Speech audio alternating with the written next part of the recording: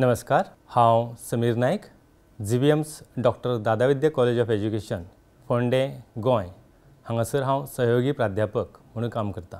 एक भारत श्रेष्ठ भारत ह्या प्रकल्पा अंतर्गत हो विषय आमी सादर करता। शैक्षणिक समाजशास्त्र ह्या विशयांतलो हो घटक आसा आनी शिक्षण ह्या शिक्षणाचें महत्व सांगपी असो हो घटक आसा। सामाजीक बदलाचें एक महत्वाचें साधन शिक्षण ह्या विशयांतली अध्ययन फलीत आमी आज पळोवया। हो विषय शिकून जातकच विद्यार्थी सामाजीक बदल आनी शिक्षणाचो संबंध समजून घेवपाक शकतले। म्हणजे समाजाचो बदल जो आमी समाजांत बदल पळयता तातूंत शिक्षणाचें स्थान अर्थात शिक्षणाची सुवात कितें हाजें महत्व भुरग्यांक अर्थात विद्यार्थ्यांक कळटलें। शिक्षणांतल्या नवप्रवाहांक लागून जावपी सामाजीक बदल विद्यार्थी समजून घेतले। सामाजीक बदल हो सैमाचो नेम आनी मनशाचे उत्क्रांती प्रक्रियेचो एक गरजेचो घटक। बदलाचो ताचो मोग स्वाभाविक आनी सैमीक। आमी पळयता खंयची गजाल जी सतत बदलत आसता, आमी एक गजाल सदांकाळ तशाच अवस्थेंत उरतली किंवा ताचें स्वरूप बदलचें ना अशी अपेक्षा करपाक शकना आनी होच नेम समाजाचे बाबतींतूय लागू जाता।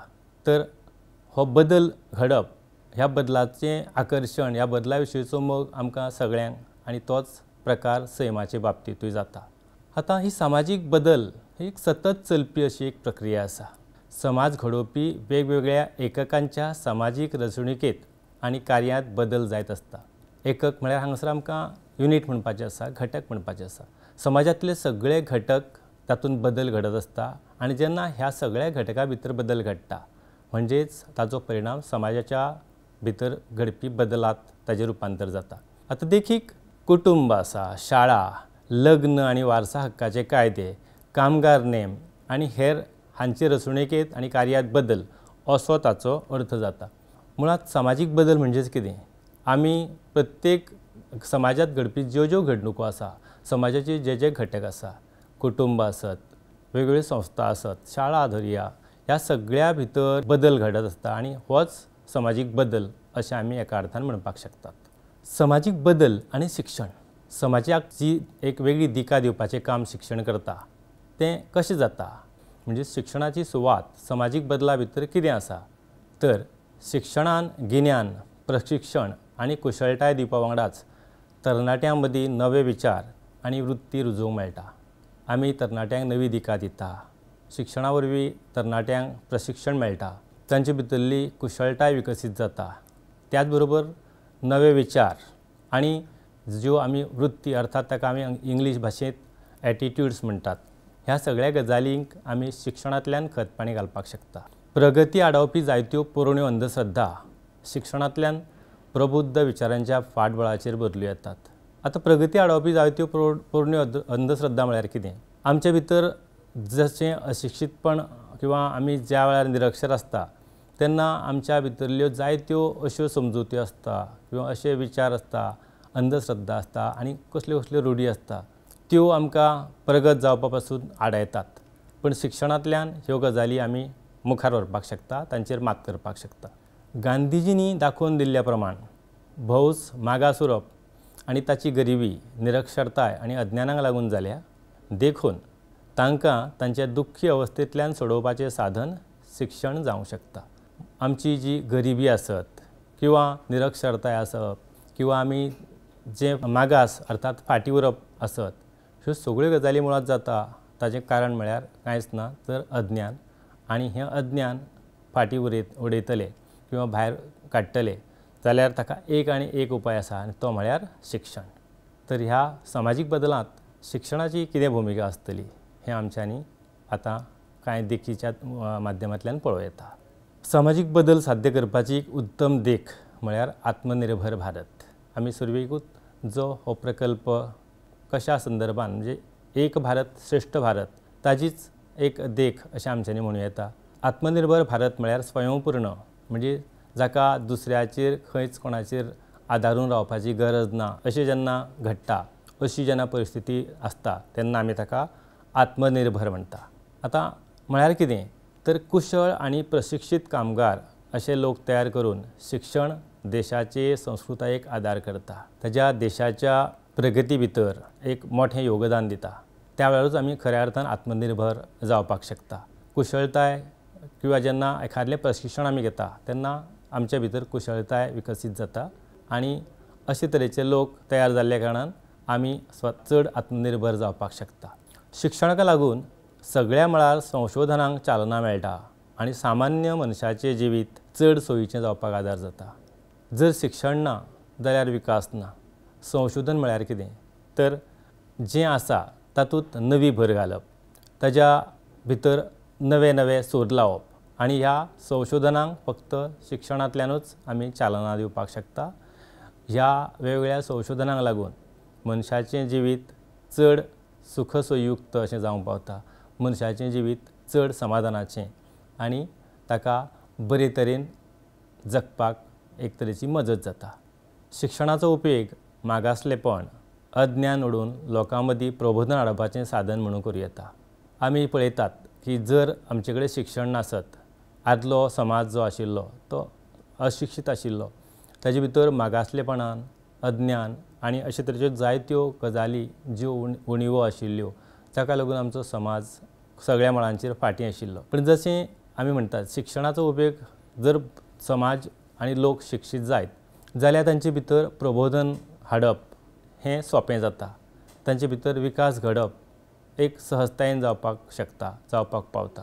तशेंच फुडें शिक्षणाक लागून लोकशायेंत लोकांक जाणीवपूर्वक सहभाग मेळूंक शकता। आमचो भारत आमी जाणा की हो एक लोकशाही प्रधान देश आनी लोकशायेंत सगळ्यांत चड म्हत्व आसा तें म्हळ्यार सगळ्या भौसाक लोकांक, कारण तें लोकशाही म्हळ्यार लोकांचें राज्य।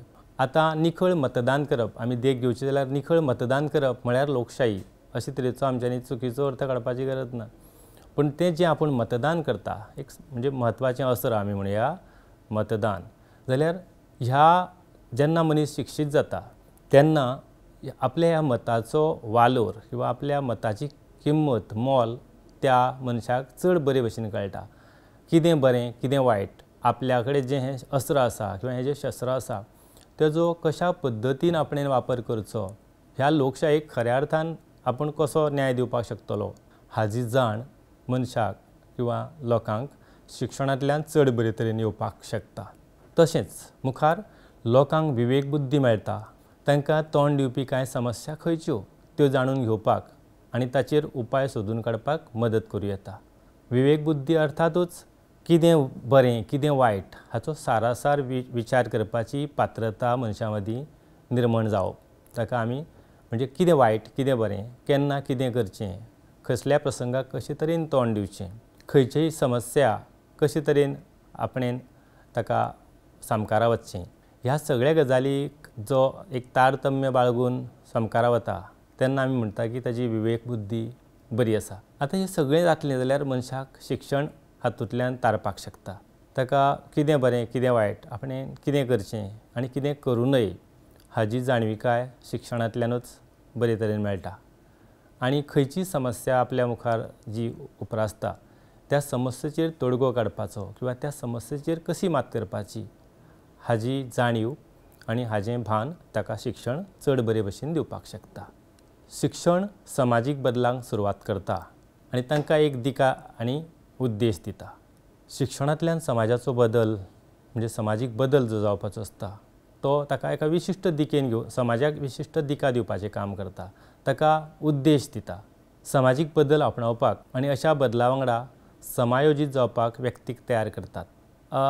जायते फावट आमी पळयता की जे नवे बदल कसल्याय क्षेत्रांत जावं जेन्ना आमी कसली गजाल कसली क्रांती घडोवन हाडटा कसली गजाल बदलतना पळयता तेन्ना जर त्या गजालीचें पुरेशें गिन्यान जर आमकां नासत जाल्यार आमी जायत्या वेळार कांचवेता, जायत्या वेळार आमी त्या विकासांत फुडें वचपाक आमी फाटीं फुडें जाता, आमकां म्हणजे आमचें मन तयार जायना आनी हाजें एकमेव कारण आसता तें म्हळ्यार खंयच्याय गजाली विशीं जी गजाल आमी करपाक सोदता ताजे बद्दलचें अज्ञान।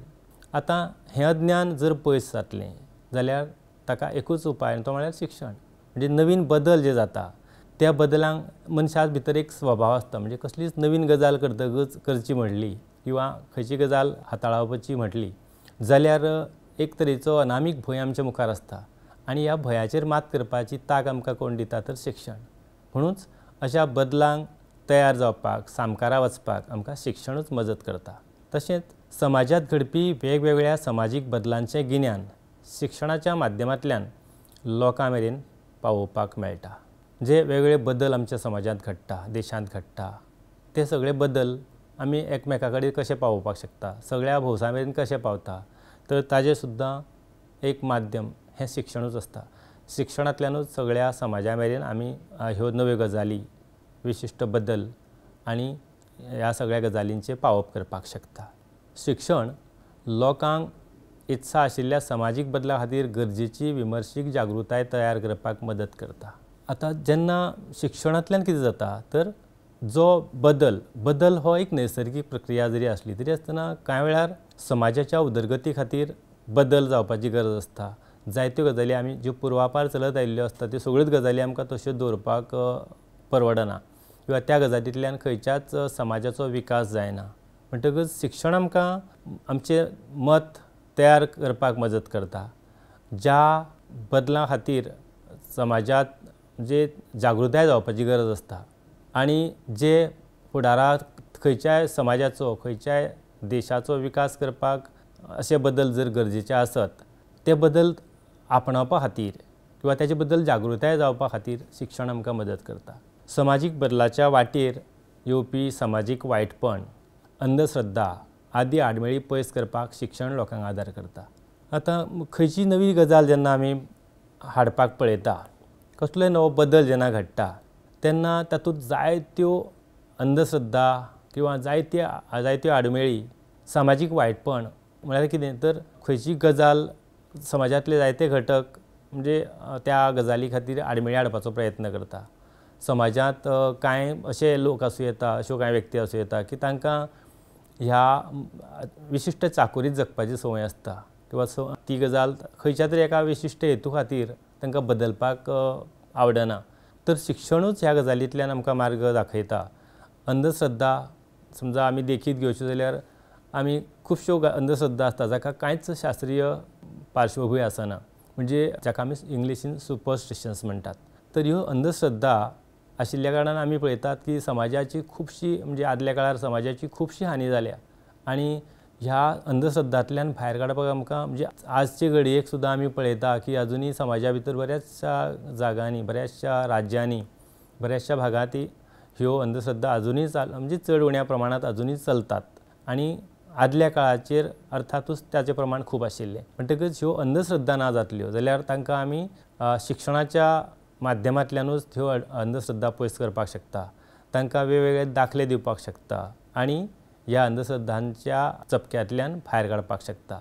तशीच ज्यो जायत्यो आडमेळी, आतां देखीक कसल्यो आडमेळी आसूं येता की समजा आमी सादी देख घेवं येता की भुरग्याचें शिक्षण आनी विशेशता चलये भुरग्यां खातीर दिवपी शिक्षण आमी पळयताले अंधश्रद्धांक लागून पयलींच्या समाजांत किंवा पयलींच्या काळार कुटुंबांतल्यो चलयो ज्यो आशिल्ल्यो तांकां शिक्षण घेवपाक मेळनाशिल्लें, तांकां शिक्षण घेवपा पासून आडायताले आनी ताजी कारणां जायतीं आसतालीं, जायत्यो आडमेळ्यो आसत, अंधश्रद्धाय आसत.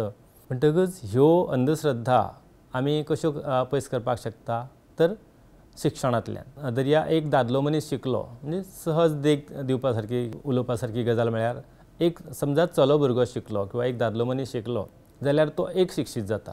पण ताजे बदला समजा एक चली भुरगी शिकली, एक बायल मनीस शिकली, एक अस्तुरी शिकली जाल्यार सगळें कुटुंब शिक्षीत जाता. कारण आमी पळयता ल्हानपणा पासून भुरग्याची जी अभ्यासाची प्रगती आसत आनी सर्वांगीण विकास आसत. आमी अशें म्हणना की बापायची जबाबदारी आसना किंवा बापूय जबाबदारी घेना, पूण ज्या घरांतली बायल मनीस शिक्षीत आसता त्या घरांतलें सगळें कुटुंब पूर्णत्वान शिक्षीत जाता अशें आमच्यांनी म्हणपाक कांयच गैर दिसना. शिक्षणाक लागून समाजीक बदल घडोवन हाडपाक कटिबद्ध आशिल्ले समाजीक सुदारक आनी फुडारी तयार जातात. आमी समाजाची म्हणजे समाजीक बदल कसो जाता तर ह्या समाजीक बदला खातीर ज्यांची गरज आसता, जे तरेचे फुडारी आमकां जाय आसता, कारण आमी समाजीक बदल हो फक्त समाज म्हणजे कांयच ताका हेतू ना, कांयच कारण नासतना समाजीक बदल घडोवपाचें चिंतिना. ह्या समाजाच्या बदलांतल्यान कांय बऱ्यो गजाली तातूंतल्यान मुखार येता. ह्या समाजातल्या बदलांतल्यान आमच्या देशाची राष्ट्राची प्रगती जाता आनी अशा खातीर आमकां समजा समाजीक बदल जाय जाल्यार हे बदल घडोवपा खातीर सुद्दां आमकां फुडारी जाय आसता, समाज सुदारक जाय आसता. ह्या समाज सुदारकांची निर्मणी किंवा ह्या फुडाऱ्यांची निर्मिणी कशी जाता, ह्या फुडाऱ्यांक सुद्दां कोण तयार करता, कोण घडयता, अर्थातूच शिक्षण. शिक्षणाक लागून आविश्काराच्या माध्यमांतल्यान नव्या समाजीक बदलांक जल्म मेळटा. आविश्कार म्हळ्यारूच आमी अशें म्हणयता की वेगवेगळे सोद, ह्या सगळ्या सोदांतल्यानूच शास्त्रज्ञ नवे नवे सोद लायता. त्या सोदाच्या मालवजाचेर आमी कितें करूंक शकता की हे जे सोद आसा लायिल्ले आसता, समजा जायत्यो रुढी आसता, परंपरा आसता आनी आमी विज्ञानीक कसोटीचेर खंयच्योच गजाली म्हणजे तपासिनासतना जर त्यो मानल्यो जाका कांयच विज्ञानीक फाटबळ ना जाल्यार ती आमची एका अर्थान अंधश्रद्धाच म्हणूं येता. कांय समाजान कांय समजुत्यो आसता, कांय मान्यतायो आसता. त्या सगळ्या मान्यतायांक विज्ञानीक पार्श्वभूंय आसता अशें ना. जाल्यार त्यो एक विशिश्ट धारणा जाल्ली आसता समाजाची, म्हणटकच ती रुढी ती चलत आसता. पूण जर ताका विज्ञानीक पार्श्वभूंय लावली जाल्यार आमी म्हणजे आमचो उत्कर्श करपाक शकता. आनी हें खंयचें बरें खंयचें वायट, कितें बरें कितें वायट हें आमी नव्या सोदांतल्यान ताका प्रमाण दिवन सिद्ध करपाक शकता. म्हणटकच हे नवे नवे आविश्कार जर जातले जाल्यार शिक्षण गरजेचें आनी ह्या नव्या आविश्कारांतल्यान समाजीक बदलांक जल्म मेळटा. अर्थात तांकां एक नवी उर्बा मेळटा, नवी दिका मेळटा. फुडें समाजात अमुलाग्र बदल मान्य करपाक जाय आशिल्ले समाजीक मन तयार करपाक शिक्षण मदत करता. आतां अमुलाग्र बदल म्हळ्यार कितें तर जाका आमी म्हणटा मुळा सावन बदल जावप. समाजांतल्यो अनिश्ट रुढी आसत, समाजांत जें जें कितें वायट आसा ताजो संपूर्ण नायनाट जावप किंवा तें सगळें खंयचे कडेन म्हणजे कडेक काडून कुशीक काडून नव्या आनी बऱ्या गजालींचें स्वागत करप, बऱ्यो गजाली आपणावप. हें जेन्ना जाता तेन्ना आमी म्हणटा अमुलाग्र बदल. म्हणजे मुळा सावन एखादली गजाल बदलून वचप, ताका म्हणटा अमुलाग्र बदल. आतां हें अशे तरेचे बदल मान्य करपी समाजीक मन जावपाक जाय, अशे तरेची मनोवृत्ती तयार जावपाक जाय, अशे तरेचे लोकांक तयार जावपाक जाय. जाल्यार हें कशें जावंक शकता तर तें सुद्दां आमी शिक्षणांतल्यानूच साध्य करपाक शकता. शिक्षण समाजीक बदलांक येवकार दिवपाची आनी मान्य करपाची तांक दिता. नव्याचें स्वागत करप आनी जें समाजा खातीर समाजाची प्रगती खातीर गरजेचें नासत ताका कुशीक दवरप ही जी तांक आसा, बरें कितें तें आपणावपाची स्विकारपाची जी तांक आसा तें मान्य करपाची किंवा ताका येवकार दिवपाची जी बुद्द आसत किंवा जी तांक आसत ती आमकां शिक्षणूच दिवपाक शकता. गिन्यानाचो प्रसार हें समाजीक बदलाचें मुखेल कारण. समाजीक बदलाचें मुखेल कारण म्हळ्यार कितें तर गिन्यानाचो प्रसार करप. आतां जें संवसारभर जें गिन्यान आसा ताका आमी म्हणटा दोन तरांचें एक्सप्लोजन जाल्लें आमी पळयतात प्रामुख्यान. ती म्हळ्यार एक पॉप्युलेशन एक्सप्लोजन म्हणजे लोकसंख्येंत सुमारा भायली वाड आनी दुसरें आसा तें गिन्यानाचो प्रसार अर्थात नॉलेज एक्सप्लोजन. आतां हें नॉलेज एक्सप्लोजन अर्थात जो गिन्यानाचो विस्फोट जाल्लो आसा म्हणजे गिन्यान इतकें आसा संवसारभर, ह्या सगळ्या गिन्यानाचो प्रसार करप हें समाजीक बदलाचें मुखेल कारण आसा. आमी पळयता की जायते नवे नवे सोद, जायते नवी नवी निर्मणी, जायत्या सगळ्या विशयांतलें गिन्यान हें वाडत आसता. तातूंत नव्या ज्ञानाची भर पडत आसता आनी हातूंतल्यानूच समाजीक बदल जावपाक दुर्जवात मेळटा. शिक्षण गिन्यानाचें वांटप करपाचें काम करता आनी ताका लागून समाजीक बदल सोंपे जाता. कसलीय बरी गजाल आसत ती जर आमी ताजो जर उपेग जायना आसत जाल्यार ती गजाल आसून तिका कांय म्हत्व आसना. तीच गजाल शिक्षणाचे बाबतींत किंवा गिन्यानाचे बाबतींत. संवसारांत अफाट गिन्यान आसा आनी तें गिन्यान वांटपाक जर कोण नासत, गिन्यानाचो उपेग करपी जर नासत जाल्यार तें आसून सारकेंच. तर हेंच गिन्यान जाका हांवें म्हटलां अदवळकी नॉलेज एक्सप्लोजन हें सुमारा भायलें कितले तरी पटींनी जें आमी दिसपट्टें गिन्यानाचें भंडार वाडटना पळयता तें खऱ्या अर्थान सगळ्या भौसां मेरेन पावप आनी तें पावपाचें काम जावपाक जाय जाल्यार शिक्षणाची गरज आसा.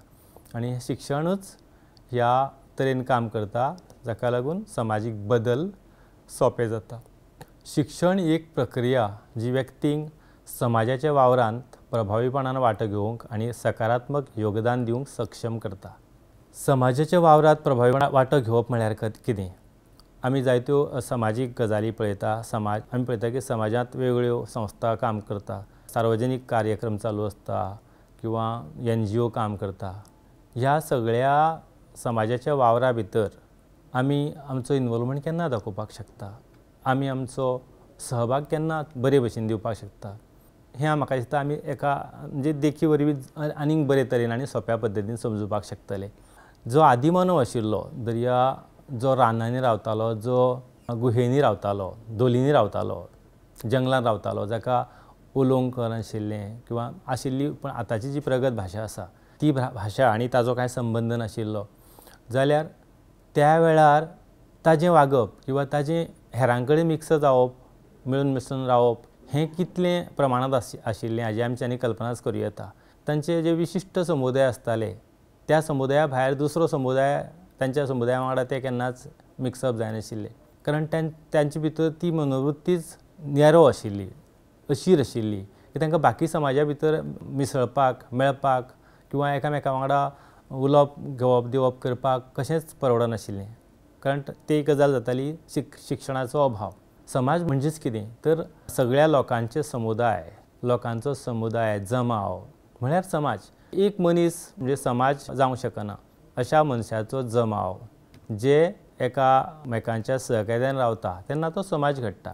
आनी जर शिक्षण नासत म्हणून हांवें आदल्या लोकांचें किंवा आदिवासी समाजाचें किंवा पयलींच्या लोकांचें जे रानांनी रावताले अशा लोकांची देख दिवपाक पळयली की थंय तांचे भितर एकठांय येवपाचो विशय म्हणजे खूब कमी आसतालो. तांचो विशिश्ट समुदाय जो आसा त्या समुदाया भितरूच तांचे विश्व आसताले. पूण जशें आज शिक्षण वाडलें, शिक्षणाचो प्रभाव वाडलो, प्रचार आनी प्रसार जालो, तशें आमी आज विशिश्ट समुदाय किंवा विशिश्ट संस्कृती किंवा विशिश्ट प्रांतांतले लोक अशें पळयना. तेजे बदला आमी आज ग्लोबलायझेशन ही संकल्पना रूढ जातना पळयता. ह्या संवसाराच्या खंयच्याय एका तोका वरसून दुसऱ्या तोका मेरेन आमी आज संपर्कांत रावपाक शकता, संपर्क करपाक शकता. म्हणटकच हें सगळें जालां ताका कारण शिक्षण. म्हणजेच शिक्षण ही जी प्रक्रिया आसा ती समाजाच्या वावरात प्रभावीपणान वांटो घेवंक आनी सकारात्मक योगदान दिवंक सक्षम करता. जेन्ना आमी शिक्षीत जाता, आतां हें शिक्षण आमी सादें परत एखाद्या खंयच्याय भाशेची देख घेवं येता. आमी सगळ्या लोकां कडेन जर आमी उलयतले किंवा संपर्क करतले जाल्यार आमकां भाशा जाय आसता. समजा आमी एखाद्या विशिश्ट समुदाया कडेन संपर्क सादपा सारकी एक भाशा जर आमकां कळटा आनी दुसऱ्या समुदाया कडेन उलोवपाक जी भाशा लागता ती भाशा जर आमकां कळना आसत जाल्यार दोन समुदाया भितर किंवा दोन समाजा भितर देवाण घेवाण जावपाकूच शकना, संप्रेशण जावपाकूच शकना. आनी हें संप्रेशण आमच्यांनी करूं येता जर आमकां सगळ्यांची भाशा कळटा आसत. आमच्यांनी इंग्लीश भाशेचें उदाहरण अर्थात देख घेवं येता. अश्यो जायत्यो भासो आसा की ज्यो ताका आमी जागतीक भाशा म्हणूं येता, युनिवर्सल भाशा म्हणूं येता, जातून सगळ्या म्हणजे जगांतले चडांत चड लोक एकामेका कडेन संपर्क करपाक शकता, संप्रेशण करपाक शकता. आनी हें फक्त शक्य कशें जाता जर आमचो हेकेखोरपणा दवरलो, स्वभाव दवरलो, ना ना ना हांव इंग्लीश शिकचो ना किंवा हांव ती परकी भाशा शिकचो ना. आमी आपले भाशे कडेन प्रामाणीक रावप किंवा आपले भाशेचो अभिमान बाळगप हाजो अर्थ असो जायना की आमी दुसरी आनीक जी भाशा आसा ती शिकप ना किंवा ते दुसरे भाशेचो दुस्वास करप. तर आमी ही तरेची जी आमची मनोवृत्ती आसा, आमी जें मातशें म्हणजे आपल्या विशिश्ट चौकटींतल्यान भायर सरपाचो जो प्रकार आसा तो केन्ना करपाक शकता जेन्ना हें ब्रॉड मायंडेडनेस आमचे कडेन येतलें. म्हणजे सगळ्या भाशांक मान दिवप, जगांतल्यो सगळ्यो भासो ह्यो तातूंतलें जें बरें आसा तें घेवपाचें असो तरेचो दृश्टीकोन जेन्ना आमी दवरता तेन्नाच आमचो विकास जावपाक शकता. आनी हें सगळें जातलें जाल्यार हें आमकां कोण शिकयता, हें आमकां कशें जमता तर ताजें सुद्दां म्हत्वाचें कारण म्हळ्यार शिक्षण. म्हणजे समाजाचें बदल समाजा भितरलें करपाचें काम जें आसा तें शिक्षणाच्या माध्यमांतल्यान कशें जावं येता हें हाजी आनीक एक देख. शिक्षण समाजीक सर्तीचे निकश थारायता आनी व्यक्तींक सर्त करपाक सज्ज करता, जाका लागून निमाणे समाजीक बदल घडटात. आतां समाजीक सर्तीचे निकश म्हळ्यार कितें? समजा आमी शिकूंक ना, आमी समजा अज्ञानी आसत जाल्यार आमी खंयची समाजीक सर्त आमी जायत्यो सर्ती घेता जाल्यार त्या सर्ती मदीं आमी आमकां तिगपा खातीर म्हणुया किंवा त्या सर्तीचे नेम म्हणुया किंवा त्या सर्तींत समजा हांव जैतिवंत जातलों जाल्यार खंयच्या निकशांक हांवें पार करपाची गरज आसतली किंवा खंयच्या निकशाच्या आदाराचेर म्हाका हांव ती सर्तींत यश मेळोवंक पावतलों हें सगळें म्हाका कळटलें जाल्यार म्हाका शिक्षण जाय आनी ताचे खातीर सज्ज करपाक तयार करपाक आमकां शिक्षण मदत करता ज्या शिक्षणाक लागून समाजात बदल घडटात। आतां आमी पळोवया समाजीक बदलाचेर शिक्षणाचो जावपी परिणाम। आतां मेरेन आमी कांय मुद्दे त्या मुद्द्यांच्या आदाराचेर हे गजाली पळयल्योच की समाज बदलाचेर शिक्षण कशें काम करता, म्हणजे एक समाजाचे बदलाचें म्हत्वाचें साधन शिक्षण कशें जावं येता हो भाग आमी पळयतात। तातूंतल्यान हो एक उपघटक म्हणुया की सामाजीक बदलाचेर शिक्षणाचो परिणाम जावपी कांय आनी दाखले आमी पळोवया। ते कशें जातात? एक सामाजीक धारणा बदलप। सामाजीक धारणा बदलप म्हळ्यार कितें तर शिक्षणाक लागून नवी वृत्ती, मुल्यां आनी विचार निर्माण जातात। समाजातले प्रश्न समजून घेवपाची ताक मनशाक तयार जाता, मनशा भितर तयार जाता। आतां ही नवी वृत्ती किंवा मुल्यां आनी विचार जे आमी म्हणटा म्हळ्यार कितें? नवी वृत्ती कशी आसूं येता? जेन्ना आमचे भितर उदळची देख जर परत लक्षांत घेवची म्हणल्यार आमचे भितर समाजा कडेन पळोवपाची नदर आसत किंवा एखाद्या गोश्टी कडेन पळोवपाची वृत्ती आसत, खंयच्याय कामा विशीं पळोवपाची आमची नदर आसत, ही नदर जर तातूंत एक तरेची प्रगल्भताय येतली जाल्यार तें शिक्षणांतल्यान शक्य आसता। मुल्यां, वेगवेगळीं मुल्यां जीं आसा जाका आमी वॅल्यूज म्हणटा, ह्या मुल्यांची सुद्दां तांचे कडेन पळोवपाची आमची जी दृश्टी आसा, जी नदर आसा ती शिक्षणांतल्यानूच तयार जाता। म्हणजे अशें धरया कांय नवी मुल्यां आमी म्हणूं येता कशीं की जाणट्यांक मान दिवप, शिक्षकांचो आदर करप, मागीर समजा आपल्या पेक्षा व्हडले कोण आसा तांचे खातीर बरे तरेचे भावना व्यक्त करप, तांकां देख दिवचे समजा बसीन प्रवास करता आसत आनी आमच्या मुखार एखादलो कोणी जाणटो किंवा एखादली जाणटी बायल मनीस उबी रावले आसत आनी आमी बसले आसत, आपणें उठून तांकां बसपाक दिवप, हें सुद्दां आमकां कोण शिकयता? ही सुद्दां आमी एक तरेची आमच्या भितरलीं मुल्यां जीं आसा ताका आमी वॅल्यूज म्हणटा ताजें दर्शन आमकां घडयतात। आनी ह्यो गजाली आमकां शिक्षणांतल्यान बऱ्या तरेन साध्य जाता। म्हणजे सामाजीक धारणा बदलप हो जो एक म्हत्वाचो मुद्दो आसा, शिक्षणाचो परिणाम आमी जाता आसतना तातूंतल्यान शिक्षणांतल्यान कितें जाता म्हणटा तर समाजाची धारणा बदलता। तर आमच्या भितर जायत्यो बऱ्यो गजाली आमी सांबाळून घेवपाक शकता। नवे विचार करपाची ताक आमचे भितर निर्माण जाता। आमचो समजा जो एक तरेचो दृश्टिकोन आसता, म्हणजे एखादली गजाल आमी जेन्ना तितले मन आमचें विस्तार जाल्लो आसना किंवा आमचो विकास जाल्लो आसना किंवा एखादली गजाल त्या पद्दतीन आमी जाणून घेयना, कारण जो पर्यंत आमकां त्या गजालीचें गिन्यान आसना। आनी आमचे कडेन जेन्ना शिक्षणांतल्यान जेन्ना नवी नदर निर्माण जाता तेन्ना आमी आमच्या त्या विशिश्ट चौकटींतल्यान भायर सरता आनी त्या गजालींतल्या आनी म्हणजे फुडल्या पैलूंचेरूय विचार करपाची एक आमकां समज येता। आमी जायते फावट अशें आसता की आमी एखादले गजाली बद्दल आमचें मत पयलींच तयार करता, म्हणजे तातूंत आमी कितें म्हणटा की एक ताका प्रिजुडायसीस हो एक इंग्लिशींतलो शब्द, इंग्लिशींतलें उतर आसा। आमी पयलींच एक मनांत एक धारणा तयार केल्ली आसता, ताजे बरे गजाली आमी लक्षांत घेयना, आमी फक्त आमच्या मनान जें कितें एक पयलीं पुर्वग्रह जो आमचो जाल्लो आसा तोच प्रमाण मानतात आनी आमकां दिसता तेंच योग्य अशें समजता। पूण हें त्या गजाली कडेन परत त्या बद्दल सारासार विचार करप किंवा ताजो वेगळो आयामूय समजून घेवप, ताजी वेगळी गजालूय समजून घेवप, हें आमकां केन्ना समजता? तें शिक्षणांतल्यान। तर सामाजीक धारणा बदलपाचें काम सुद्दां शिक्षणांतल्यान जाता। समाजांतले प्रश्न समजून घेवपाची ताक मनशाक तयार जाता। आमी जो पर्यंत शिक्षणांतल्यान आमचो विकास जायना तो पर्यंत आमी आमचो स्वताचो, जशें एखादले हांगासर आमच्यानी आनी एक देख घेवं येता ती म्हळ्यार ल्हान भुरगें कशें आसता। तर भुरगें स्वता फक्त आत्मकेंद्री आसता। ल्हान भुरग्याचो स्वभाव आमी पळयतात की ताका कसली गजाल एखादलें खेळणें जर दीत जाल्यार तें दुसऱ्यान कोणें हात लावपाची थंय माणसुकी आसना। तशेंच समजा ताका एखादली गजाल खावपाक दिली जाल्यार ल्हान भुरगें आसतना तुमी पळयतात की तें शेअरिंग हो प्रकार भुरग्यां कडेन जायना।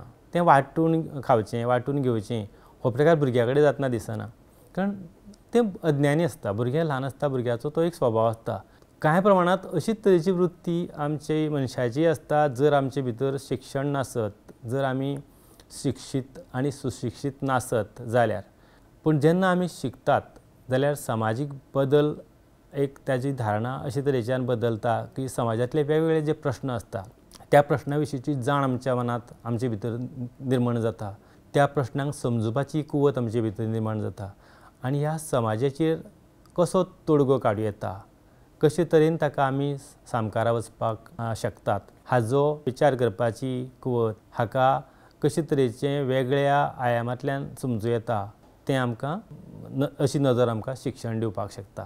म्हणटकच आमच्यांनी म्हणूं येता की सामाजीक धारणा बदलपाचें काम सुद्दां शिक्षणांतल्यान जाता. दुसरो सामाजीक बदलाचेर परिणाम जाता तो म्हळ्यार असमानताय उणी करप. हांगासर असमानताय ना करप अशें उतर घेवं ना, कारण ना करप हो प्रकार खूबच मुश्कील आसा. कालांतरान तोय जातलो अशें आमी समजुया. असमानताय उणी करप म्हळ्यार कितें? शिक्षणाक लागून सगळ्या लोकांक समान संद मेळटा, ताका लागून समाजांतली असमानताय उणी जावपाक मदत जाता असो एक ताजो सादो अर्थ आमच्यांनी घेवं येता. आतां देखीच पळोवपाचें जाल्यार असमानतायो खंयच्यो खंयच्यो आसा समाजांत, आमच्यांनी कितली अश्योच असमानतायो देखी दिवं येता. त्यो म्हळ्यार सगळ्यांक एक सारकें शिक्षण मेळपाची सुविधा नासप. आमी अशे देशांत पळयता खूब म्हळ्यार खूब श्रीमंत गिरेस्त लोक आनी अशे लोक पळयतात जे सामके म्हणजे गरिबीची परिसीमा जाका आमच्यांनी म्हणूं येता. म्हणजे त्या लोकांक खावपाचें सोडा, रावपाचें सोडा, म्हणजे एक वेळचें अन्न मेळना, कितले दिसा खातीर तांकां म्हणजे पोटांत तांच्या अन्नाचो दाणो आसना, अशे तरेचे लोक. म्हणजे इतली म्हणजे आमी म्हणना जमीन आसमानाचो फरक, म्हणजे इतलें अंतर आमच्या समाजांत, आमच्या देशांत, संवसारांत आमी पळयता. हें गरिबीच्या बाबतींत जालें. त्याच बरोबर समजा आमी शिक्षणाच्या बाबतींतूय पळयता. अशे जायते समाज आसा, अशे जायते लोक आसा जांकां शिक्षणाची सोय ना. आमी म्हणजे समजा अशे कांय म्हणजे राज्यां जी प्रगत राज्यां आसा आमच्या देशांत, पूण प्रगत राज्यां म्हणजे त्या राज्यांतले सगळ्यान सगळे लोक दर एकटो त्या प्रगत राज्याचो प्रतिनिधी आसूंक जाय अशे तरेचें चित्र ना. प्रगत राज्यांनी सुद्दां आनी अशा म्हणजे असो समज आमी जेन्ना करता की ह्या राज्यांत अशी तरेची गजाल जावंकूच शकना, अशी राज्यां आसा प्रगत राज्यांनी सुद्दां अशे कांय वाठार आसात की थंय लायटीची सोय ना, अजून वीज थंय पावूना. दिव्याच्या उजवाडांत अभ्यास करप किंवा ह्या दिव्याच्या उजवाडांत आपलें पुराय आयुश्य घालप, अशे तरेचे समाजांतले लोक आयजूय आसा. अशे तरेचें चित्र समाजांत अजुनूय दिसता. म्हणजे आमी हो लायटीचो झगझग चकमक जो पळयता तो सरसकट आमी ताका जनरलायज करपाक शकना. म्हणजे तें सगळ्यां खातीर सगळ्यो अशे तरेच्यो सोयी आसताच अशें ना. त्याच बरोबर जायत्यो म्हणजे दादलो आनी बायल हाजे भितरल्यो सुद्दां आमी जरी कितलेंय म्हणलें की आज दादलो आनी बायल हांचे भितर समानताय आसा, पूण हें चित्र अजुनूय तितलें बरोबर ना. अजुनूय शिक्षणाचो प्रसार जावंक जाय तितलो जावना अशें आमकां म्हणचें पडटा. की समानताय दादलो आनी बायल हाचे भितर कितलें जरी आमी थेरेटिकली म्हटलें जाल्यार सुद्दां प्रत्यक्षांत चित्र अजुनूय खूब वेगळें आसता जायत्या वाठारांनी. म्हणजे अजुनूय अशें कांय म्हणजे एक चली भुरगीं म्हणून ताका शिक्षण घेवपा पासून वंचीत दवरप, किंवा चली भुरगें आनी चलो भुरगो एखाद्या घरांतली सुद्दां आमच्यांनी देख घेवं येता, किंवा अशे कांय जायत्यो देखी आमी पळयता आसतले की चलो आसा जाल्यार ताका विशिश्ट तरेचें काम किंवा अशें म्हणुया की कामूच करपाक व्हडलीशी गरज पडना अशे कांय घराबे अजुनूय आसात. आनी चलयो आसत जाल्यार तांणी कंपल्सरिली म्हणजे हें काम करपाकूच जाय अशे तरेचें चित्र, किंवा चली भुरगीं की म्हणजे तांणी अशेच तरेच्या ल्हान भुरग्याचो दाखलो दिवचो म्हणत जाल्यार चली भुरगीं म्हणजे तांणी अशेच तरेच्यो बावल्यो शो किंवा आनीक अशे तरेची साधनां घेवप. चलो भुरगो ते मोटर गाडी शो, बंदूको शो आनी कितें अशे तरेची ताजी जी खेळणी आसा ताजें स्वरूप. म्हणजे हें सुद्दां खंय तरी एक असमानताय दाखोवपी चित्र आसा. आनी अश्यो जायत्यो देखी आमच्यांनी घेवं येता. तर हें सगळें आमी म्हणटा असमानतायेची ही गजाल. अभ्यासाचे बाबतींत किंवा म्हणजे शिक्षण क्षेत्रांतलो जो समजा शाळांनी प्रवेश मेळप हो प्रकार आयजूय आमी जरी कितलें म्हटलें तरी सुद्दां प्रत्यक्षांत सगळ्याक चित्र दिसता तितलें सोंपें ना. सगळ्या शाळांनी म्हाका खंयचेय शाळेन समजा प्रवेश घेवपाक जायो जाल्यार तो मेळटा अशें ना. जायते फावट म्हाका शाळांनी प्रवेश नाकारपाची गजाली जातात. आतां हें सगळें असमानताय उणी करपाचें काम सुद्दां कशें जावं येता, आनी तेन्नाच तो समाजांतलो एक बरो बदल जातलो, आनी हो बदल शिक्षणांतल्यानच जावपाक शकता. तर अश्यो जायत्यो गजाली ज्यो आसा समाजांत असमानताय जी आसता अशें चित्र जें आमी पळयता तें कमी, ही असमानताय उणी करपाचें काम शिक्षणांतल्यान जावं येता, आनी हो एक बरो बदल आमच्यांनी शिक्षणाच्या बाबतींतलो म्हणूं येता. आनी तिसरो मुद्दो हांगासर असो आमकां पळयता तो म्हणल्यार उत्पादकता वाडोवप. समाजीक बदलाचेर शिक्षणाचो परिणाम तातूंतलो फुडलो मुद्दो कसो आसा की उत्पादकता वाडोवप. म्हळ्यार कितें? शिकिल्लो समाज चड उत्पादक आनी नवनिर्माण करपी आसता. लोकांक नवें गिन्यान मेळटा आनी ताका लागून ते चड कुशळ आनी सक्षम जातात. आमी जेन्ना उत्पादकता वाडोवप म्हणटात म्हणजे जाका आमी इंग्लीश भाशेंत प्रोडक्टिविटी म्हणटा. आतां प्रोडक्टिविटी जर वाडटली, उत्पादकता केन्ना वाडटली? जेन्ना हांव म्हज्या ज्ञानांत भर घालतलों. समजा देख आमच्यांनी म्हणजे खंयचीय देख घेता, चलया शेतकाम धरूं येता.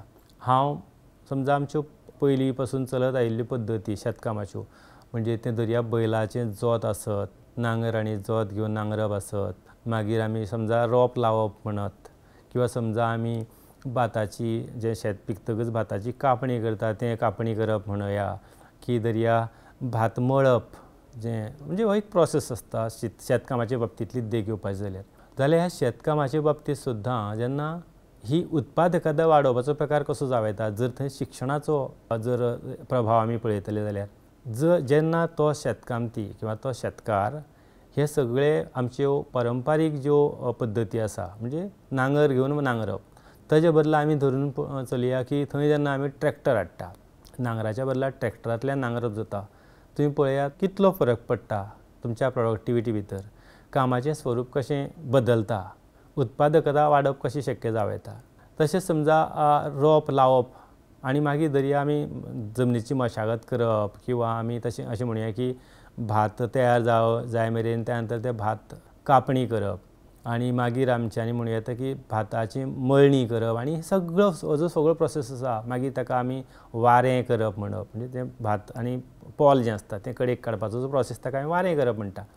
आतां हें सगळें जेन्ना आमी एक मनुश्यबळ हांगा जें लागता आनी तें जेन्ना आमी शिक्षणांतल्यान नवे नवे सोद लागले आनी नवी नवी मशिनरी आयली आनी त्या मशिनरीच्या आदारांतल्यान आमी आज हेंच पारंपारीक जें काम आशिल्लें ट्रॅक्टराच्या माध्यमांतल्यान खणप करूंक शकता, नांगरप करूंक शकता, रोंप लावप, रोंप म्हणजे तें भात पिकतकच कापणी करप हें मशिनाच्या आदारान जावंक शकता जे हाजोय सोद लागलो शिक्षणाक लागून.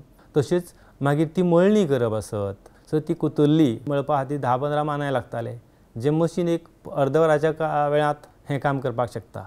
म्हळ्यार हाजी ही देख उत्पादकता वाडप हें केन्ना शक्य जाता जेन्ना मनीस शिकता, ह्या शिक्षणांतल्यान नवे नवे सोद लागता, नवे नवे यंत्रणा तयार जाता, नवी नवी मशिनरी आमकां मेळटा आनी तातूंतल्यान नवी म्हणजे उत्पादकता वाडटा, नवनिर्माण करपी असो तरेचो समाज थंय घडटा. लोकांक नवें गिन्यान मेळटा आनी ताका लागून ते चड कुशळ आनी सक्षम जातात. दुसरी आमच्यांनी देख घेवं येता ती म्हळ्यार धरया आमी पयलींच्या काळार आशिल्लो तो जाका आमी टायपरायटर म्हणटा आनी त्या नंतर आमचे कडेन आतां आयलो संगणक अर्थात कंप्युटर, परत लॅपटॉप आसत की पॅड आसत. ह्या सगळ्या गजालींतल्यान आमी पळयतात की जो टायपरायटर आशिल्लो, टंकलेखक आशिल्लो ताजी टायपिंगाची स्पीड जरी आसली तरी थंय जें आमी टायप केलें की परतून तेतून एडीट करपाचो प्रकार नासतालो.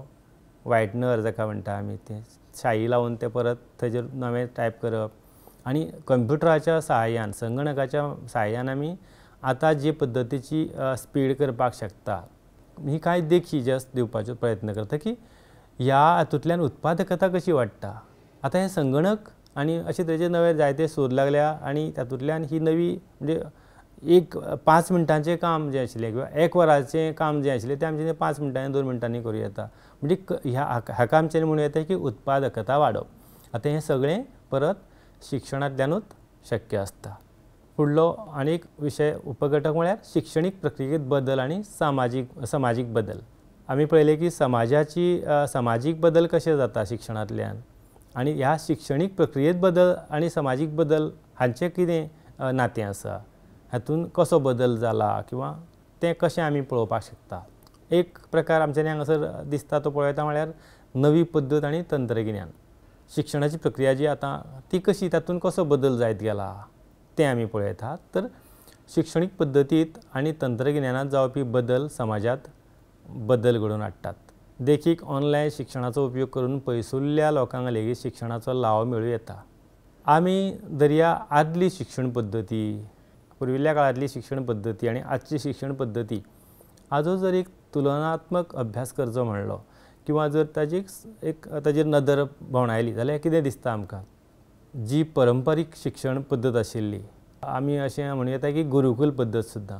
जाल्यार तेन्ना कशें आसा की भुरगो जो आसा, विद्यार्थी जो आसा, तो आपल्या गुरूच्या सानिध्यांत रावतालो, ताज्या आश्रमांत शिकपाक वतालो आनी थंय गुरूची सेवा करून प्रत्यक्ष सगळें शिक्षण आपल्या सुरवातीच्या आयुश्यांतली कांय वर्सां तो गुरूच्या सानिध्यांत ताज्या आश्रमांत घालयतालो आनी अशे तरेन हें शिक्षण घेतालो, अध्ययन करतालो.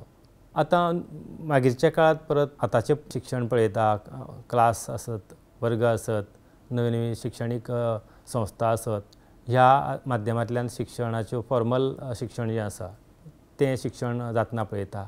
आनी आतां हळू हळू आमी कितें पळयता की तातूंतूय जायतो नवो नवो तंत्रगिन्यानाच्या सहाय्यान आनी बदल जायत वतना पळयता. एक म्हळ्यार टॅक्नॉलॉजी जो प्रकार आसा, ICTच्या माध्यमांतल्यान जे आयज आमी सुमारा भायले बदल शिक्षण क्षेत्रांत जाल्ले पळयता. म्हणजे शिक्षण प्रक्रियेत सुद्दां कसो बदल जाता हाजी ही देख. ऑनलायन शिक्षण आमच्यांनी सगळ्यान म्हत्वाची गजाल म्हळ्यार कांय वर्सां आदीं आयिल्लो कोवीड हो एक ताका सगळ्यान मोठो व्हडलो एक आमी म्हणूं येता की ताजें एक म्हणजे कोविडाची देण अशें म्हणूं येता.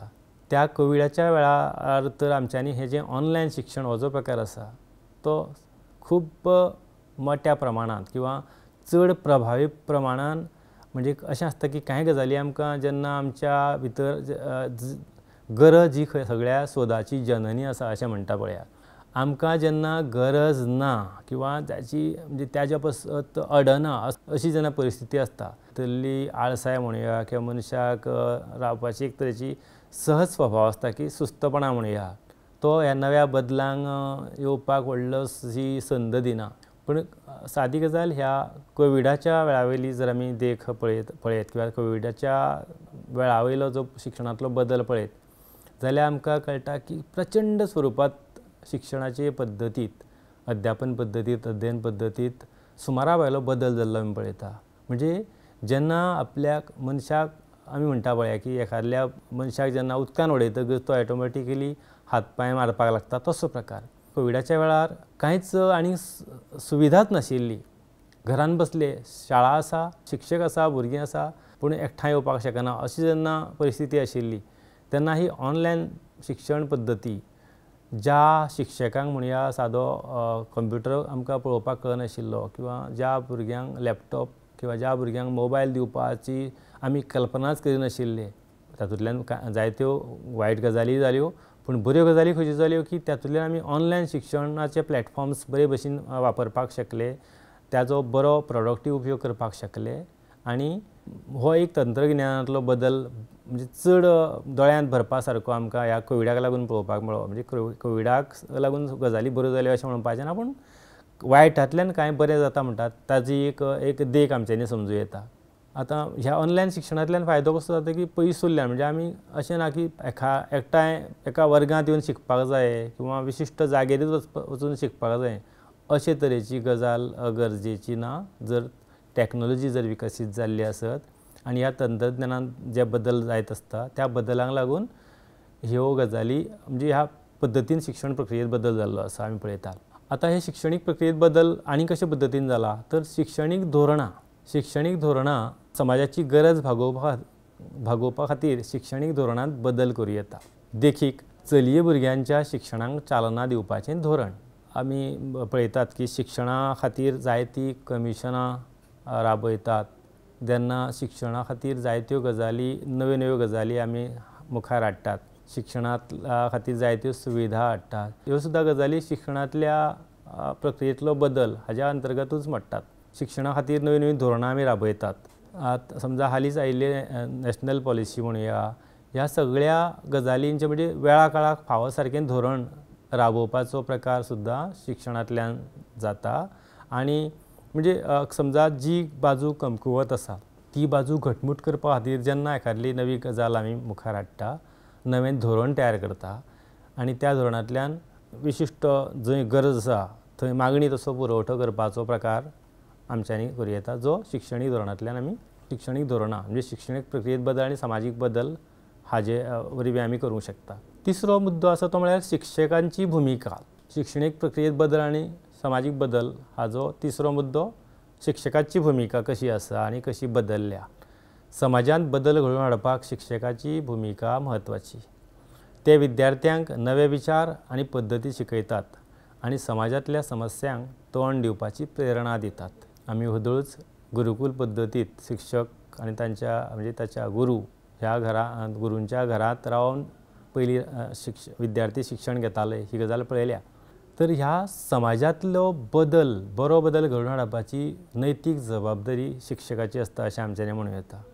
विद्यार्थ्यांक नवे विचार आनी पद्दती शिकोवप तशेंच समाजांतल्या समस्यांक तोंड दिवपाची प्रेरणा दिवपाचें एक प्रेरणास्थान म्हळ्यार शिक्षक अशें आमच्यांनी म्हणूं येता.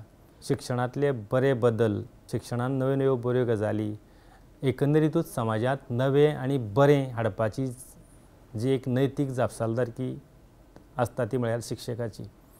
शिक्षकाचें वर्तन, शिक्षकान आपणें समाजा मुखार एक आदर्श दवरप हें आमी म्हणजे हो एक स्थायी भाव. शिक्षकाक आनीक पर्याय ना, जाका आमी आदर्श व्यक्तिमत्व म्हळ्यार शिक्षक म्हणजे हें एक समीकरण आमच्यांनी मानूं येता. तर समाजांतलो बदल घडोवपाक एक म्हत्वाचो दुवो म्हळ्यार शिक्षक अशें आमच्यांनी म्हणूं येता. शिक्षण आनी समाजांतली असमानताय ना करप कशी करूं येता? तर समान संद हातूंत आमी पळयलां की जायत्यो असमानतायो आसता आनी ह्यो असमानतायो ना करतले जाल्यार सुद्दां शिक्षणाची गरज आसता. समान संद हो एक समाजीक बदल हाडपा खातीर म्हत्वाचो मुद्दो. सगळ्या लोकांक शिक्षणाची समान संद दिवप. बाकीच्या जायत्यो जंय गजाली समानताय आसता अशा सगळ्या गजालींत समानताय हाडपाचो प्रयत्न करप आनी तातूंतलो म्हत्वाचो प्रकार म्हळ्यार शिक्षणाची समान संद दिल्या नंतर बऱ्योचश्यो गजाली सुटाव्यो जातल्यो. समाजीक न्याय म्हणजे शिक्षण आनी समाजांतली असमानताय कशी ना करूं येता तातूंतल्यान समाजीक न्याय हो एक मुद्दो आमच्या मुखार येता. समाजांतल्या सगळ्या वर्गांक समान हक्क आनी संद मेळची म्हणून यत्न करप. समजा समाजांतले सगळे घटक आसत, सगळे वर्ग आसत, तांकां समान संद समान हक्क मेळपाकूच जाय. म्हणजे कांय गजाल म्हणजे एखाद्या विशिश्ट वर्गाक जाती धर्माच्या आदाराचेर म्हणुया किंवा तो ज्या समाजांतल्यान येता, ज्या विशिश्ट प्रांतांतल्यान येता, त्या जात धर्म प्रांत ह्या आदाराचेर ताचे भितर दुजाभाव आमकां दिसपाक फावना. सगळ्यांक समान संद मेळपाक जाय, सगळ्यांक समान न्याय समान हक्क मेळपाची सुविधा आसपाक जाय हें आमी शिक्षणांतल्यान करपाक शकता. शिक्षण आनी उदरगत समाजाची उदरगत घडोवन हाडपाची तांक शिक्षणान आसता. शिक्षणाचें जें समाज बदला भितर म्हत्वाचें साधन शिक्षण. आतां शिक्षणाची इतली म्हत्वाची गजाल आसता. शिक्षण म्हळ्यार उदरगत अशें एक आमच्यांनी अर्थ काडूं येता. म्हणजे शिक्षणा शिवाय समाजाक उदरगत जावपाक शकना अशें आमच्यांनी म्हणूं येता. शिक्षणांतल्या नवप्रवाहांक लागून जावपी समाजीक बदल. आतां आनी कांय 2-3 मुद्दे आसा भितर ते म्हळ्यार ऑनलायन शिक्षण. आमी आतांच पळयलां ऑनलायन शिक्षणाचो वापर करून चड लोकांक शिक्षणाचो लाव मेळूं येता, खास करून गांवगिऱ्या आनी पयसुल्ल्या वाठारांनी. हें ग्लोबलायझेशन जो प्रकार आसा ह्या ऑनलायन शिक्षणाच्या माध्यमांतल्यान सगळ्या लोकांक सगळ्या स्तरांतल्या सगळ्या वाठारांतल्या पयशिल्ल्या लागशिल्ल्या सगळ्या लोकांक ऑनलायन शिक्षणाच्या माध्यमांतल्यान शिक्षीत करूं येता. हे शिक्षणांतले नवप्रवाह हातूंतल्यानूच समाजीक बदल घडटा. मोबायल तंत्रज्ञान आमी पळयतात दर एकल्या मनशा कडेन मोबायल वापर जायना. आमच्या देशांतल्या सुमार 130 कोटी लोकां भितर अशे कितले लोक आसतले काय जे मोबायल वापरिना. मोबायल तंत्रगिन्यानाचो वापर केल्यार शिक्षण सोंपें आनी सुलभ जावंक पावता हें आनी वेगळें आमकां सांगपाची गरज ना. मोबायल आतां प्रत्येक गजालीची खंयची गजाल अती करप हें टाळप जावपाक जाय.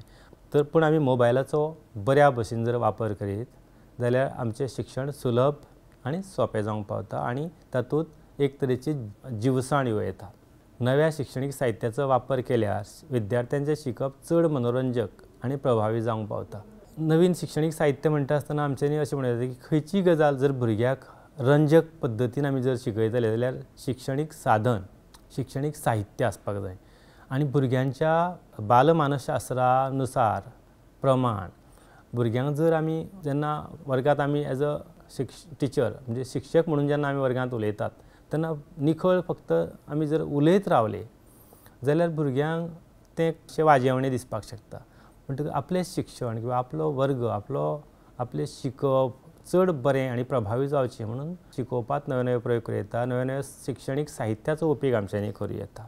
शिक्षण आनी समाजांत बदलपी धारणा शिक्षणांतल्यान आमच्यांनी अशें म्हणयता एक म्हळ्यार बदलपी मानसिकताय आनी वृत्ती शिक्षणांतल्यानूच आजचो प्रगत समाज आमी पळयता समाजाची मानसिकताय बरे तरेन बदलता अशें आमी म्हणपाक शकता समाजीक प्रश्नांची समजूत वाडटा तांचे भितरली समाजांतले जे प्रश्न आसा तांचे भितर ताचे बद्दलची जाण तयार जाता आनी समाजाचें आमी बीन देणें आसा समाजांतल्या ह्या सगळ्या प्रश्नांची जबाबदारी त्या प्रश्नांची उखल करपाची समस्यांची उखल करपाची ते प्रश्न सोडोवपाक आमी बीन जबाबदार आसा अशे तरेची एक भावना शिक्षणांतल्यान निर्माण जातात समाजांत सकारात्मक बदलाची प्रेरणा मेळटा पॉझिटिविटी समाजांत सकारात्मक बदल घडपा खातीर शिक्षण कारणीभूत आसता ज्यो बऱ्यो बऱ्यो गजाली आसा जें कितें बरें आसा सगळ्या समाजांत म्हणुया बाकी जगार म्हणुया त्या सगळ्या बऱ्या गजालींचो स्विकार करपाचो आनी ज्यो गजाली वायट आसा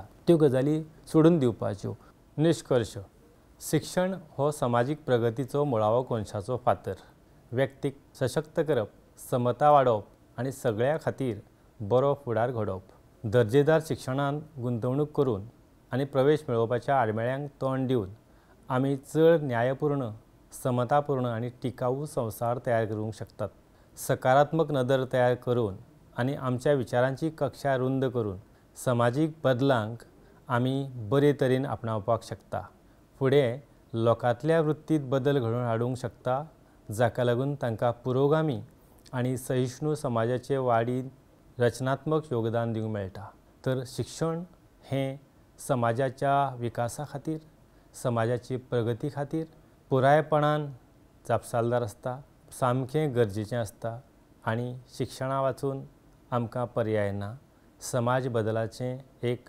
प्रभावी अशें साधन माध्यम म्हळ्यार शिक्षण असो आमच्यांनी निश्कर्श काडूं येता हे आशिल्ले म्हजे संदर्भ देव बरें करूं नमस्कार